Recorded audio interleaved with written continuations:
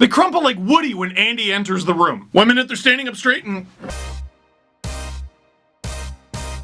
We're back, dang it! After months and months of waiting, we no longer have to go back into NHL history to go looking for dang it. They provide themselves wonderful, horrible, and brand spanking new. Because folks, they are playing hockey games right now, and it's a wonderful thing. For any first-timers out there, my name is Steve Dangle, and these are Steve's Dang It's, where we look at the biggest misplays, the biggest bloopers, whatever you want to call them, from the NHL over the past week. Not only is it beginning of the season hockey, not only is it we didn't get any exhibition games hockey, but some of these teams haven't even played in 10 months, so it's going to be a little sloppy. And we see that with the first edition of Steve's Dang It's this week, and folks, what's a classic? Folks, can any of you tell me who that guy with all the big bulky pads and the mask is? What do you call him? Help me out.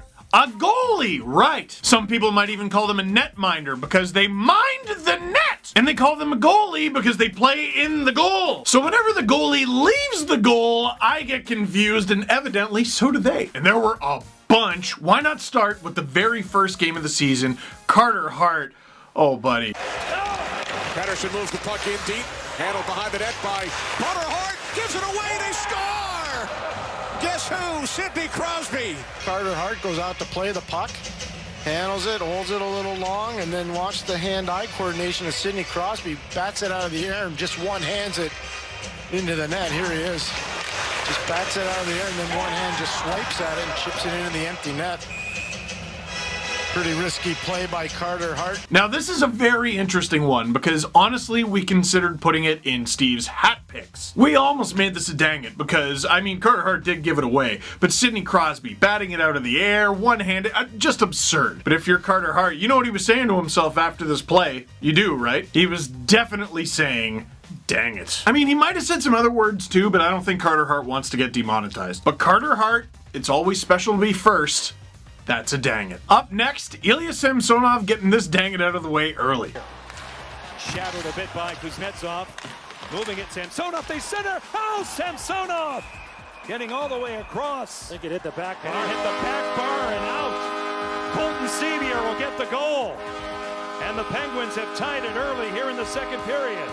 As we said, it looked like it didn't, but again, watch the movement of the camera holder right there. It just moves. What was the plan there? Colton Sevier with the neutral zone dump in. Can you tell me? Because I'm not sure if this even crossed the red line. Maybe Samsonov was thinking, this is going to be icing, but then why is he playing it? Obviously, there was some kind of confusion on the play because he just sort of lazily plays the puck and loses it immediately. Sevier gets the puck, Sevier scores, and I gotta respect Samsonov here. Trying to Jedi mind trick everybody. Hey, look, it went in! No, it didn't. Yes it did, and that is a dang it. Now I already know there's gonna be some goalies in the comments. Well, Steve, sometimes it helps when we play the puck. Does it? Well, I'm sure, yeah, sometimes it does, for sure. You're right. Here, I'll be fair. I'll show a goalie helping. Here's Colin Delia of the Chicago Blackhawks helping. Highmore goes up and gets that puck, and he'll reset back to Keith. Got away from him, and he'll get a little help from Delia.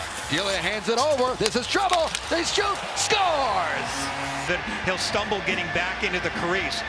He and Duncan Keith got crossed up a little bit. Delia panicked a little, I think, when he saw a blue jersey in his face. He fanned on his shot, and you can see the result. Timing is everything, and you know what? He actually got a piece of that. He very nearly pulled that one off. We saw an unreal save by Subban.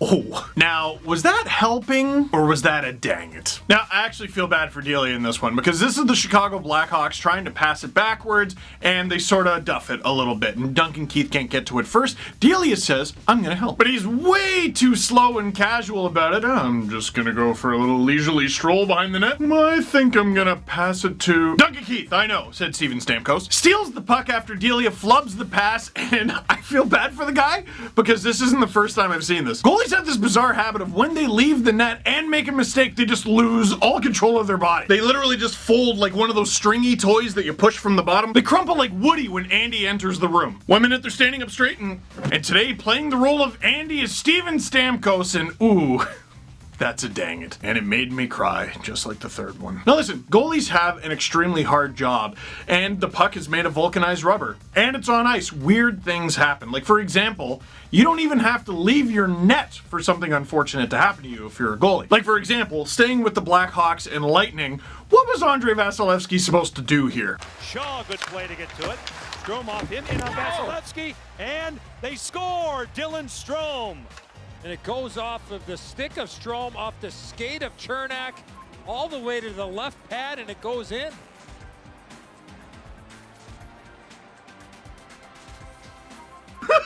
Strome's reaction is so good. I'm not bothering to celebrate. It's 5-1 and I didn't mean to do it. How does this even go in? What is Vasilevskiy supposed to do here? And this is the thing about dang it's, and you're gonna learn them. They're not all mistakes or even bloopers. Sometimes it's just something that makes you say, dang it. And for Andrei Vasilevskiy, not only is this a goal against, but it's a shutout ruiner. Our next dang it, I promise our last goalie one, okay? This is unusual. Devin Dubnyk, who was a staple of Steve's dang it's last year, loves leaving his net and occasionally does the whole Woody thing. This is, I don't think I've ever seen a goalie do this. What? Now O'Reilly. On for Schwartz. Blues are changing. Schwartz a pass, a good one. Walked in by Shen for Parayko to Kyrou, and on goal with a move, and he can't get it on goal. And then he was tripped up. Yeah, the goaltender, Devin Dubnyk, did a great job of basically grabbing his stick as he went for a deke to the forehand. Here's Jordan Kyrou taking the pass from Parayko. Kyrou here, a little stutter step, beautiful move.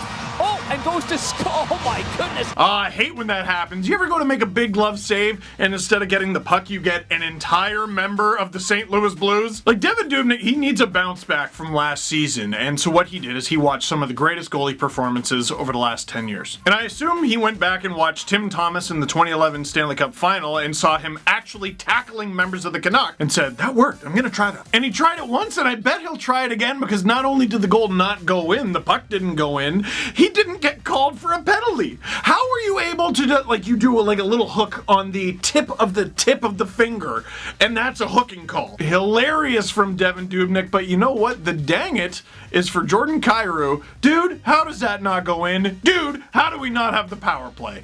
That's a dang it. The life of a goalie, you know? You make your own mistakes, and even when you do everything right, sometimes the puck just bounces in, and it's hard enough to be a goalie without having to contend with guys in your own team, which is what happened to Joonas Korpisalo on this one. This goal counted, by the way. Watch this. Still playing. Here's Mantha. Up high. Korpisalo bumped into the score, but no goal. Garrett Rank says no, this draws up a crowd. Look out now. Everybody into it. Mantha Look just out popped the for goaltender. Tuzi. Mantha popped the goaltender. Who's fighting in the back? It's Bobby Ryan back behind the net. Are you kidding me? Werenski and Larkin. Yeah, this is good stuff. Way to go, boys. I left you tickets. Doesn't mean I can't fight you. Look at Ryan going over there. I think it's Bobby Ryan. It's Ryan and Bjorkstrand.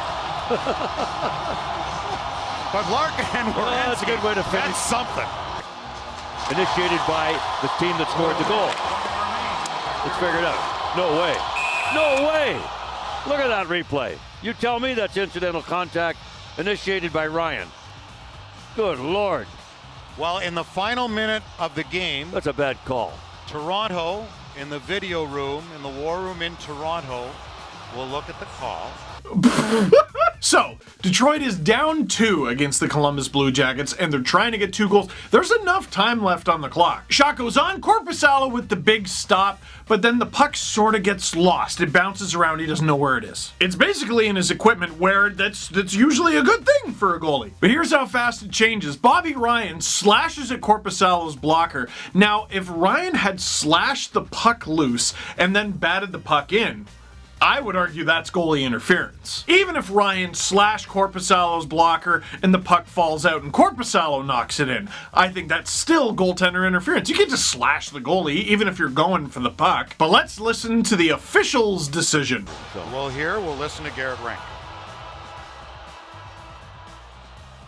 After video review, it has been determined that the actions of the Columbus player caused the puck to enter the net. Therefore, we have a good goal. Bingo. Right. There we go. Yeah, exactly. It didn't matter what Bobby Ryan did. Zach Werenski body slams him into his own goalie. But I just loved how thorough the official was with their explanation. It was a little passive aggressive, wasn't it? He might as well have said, we have a goal on the ice because of the actions of the Columbus player, Zach. And there was a brawl anyway, so some of your most key defenders are in the box because they fought. Leave a comment in the comment box down below. I want to know, do you think this goal should have counted? For me, Werenski obviously bowled Ryan into his own goaltender, but Ryan was whacking at Korpisalo before that. So is it a goal? Is it not a goal? All I know is this. It's a dang it. For those of you keeping score, goalies make their own mistakes. There are funny bounces. Defensemen try to send their own goalie into another dimension. And then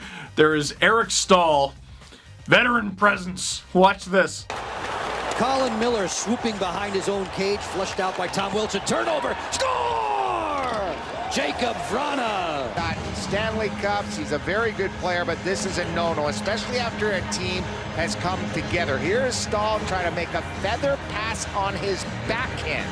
It's read by Vrana, and Jake the Snake, upper tank. The goaltender's sitting deep. That's so disrespectful. Staal gives it away to Jake Vrana, and that's far too many moves, Jake. You didn't need to do all that. It's a huge giveaway. Carter Hutton's standing there like a deer in the headlights, and Vrana's like, I follow Pavel Barber. I follow him too, Jake. Chill. But for the Buffalo Sabres, for Carter Hutton, and most of all, Eric Staal on this play, ooh, that's a dang it. Made it a good one, too. For our final dang it, I'm going to stop picking on the goalies, all right?